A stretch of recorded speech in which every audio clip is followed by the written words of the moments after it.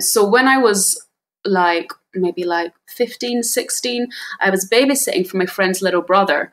Her family it was an overnight babysitting. Her family were going away somewhere. And she was away as well, so she couldn't babysit either. So it was just me and this like kind of little kid in the house, and I was babysitting.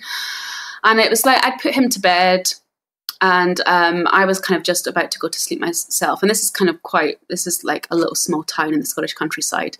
And I hear a vehicle pull into the drive. So I'm like, oh, that's strange. So I kind of peer out the window, and there's this kind of van in the drive. I'm like, I wonder what they're doing here. And I think, oh, maybe they've just got lost, and like they've just kind of using the drive to turn around to go back in the direction. But no, these two men get out of the kind of van, and then they go and they open the back doors of the van, and then and I'm like, what's going on? And then one of them kind of walks around to the front of the house, and I can hear them kind of at the front door. So I kind of leave my bedroom and I go out, and through the front door is through this porch, and it's like all kind of glass, so you can see through. And then next thing I know, I can see this figure has like come into the porch. So somehow they've got in. I was like, oh my God, there's someone in the house. And so I'm like, oh my God, we're being burgled. Like they've got a white van, they've opened the back door, they've opened up so they can put stuff in there, load it up with things, and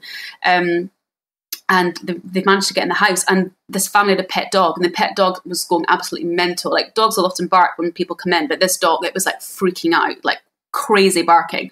So I was like, oh my God, it's because we've got intruders. We're totally being burgled. And I was like, what do I do? What do I do? And this is before we all had mobile phones or anything. So I didn't have a phone or anything. The only phone in the house was the landline, which I would have had to walk right past this glass door to get to. And I was weighing up my options. I was like, I could do that, but they could come out at any moment and there's a good chance I'll be caught. And I'm thinking, I've got to protect the little kid. So I come up with this idea, right, I'll go into his bedroom, I'll wake him up, and it was only a low down window, we were just on the ground floor. So it's like, right, I'll get him to we'll climb out the window and we'll run to the neighbours and get help. And I was literally just about to do this. I'm about to wake up this little kid. And then suddenly the door of this glass door opens and this man is standing right in the hallway. And I'm like, oh no, I'm too late. The burglars have caught me.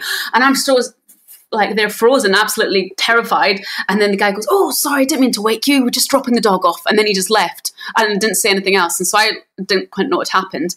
And then when the family came back the next day, the mum said, oh, I'm sorry, I forgot to tell you, our friends were coming around. We're going to be dog sitting for them. So we give them the spare key, and they came out to drop their dog off. And I forgot to tell you. I heard they woke you up. Sorry about that.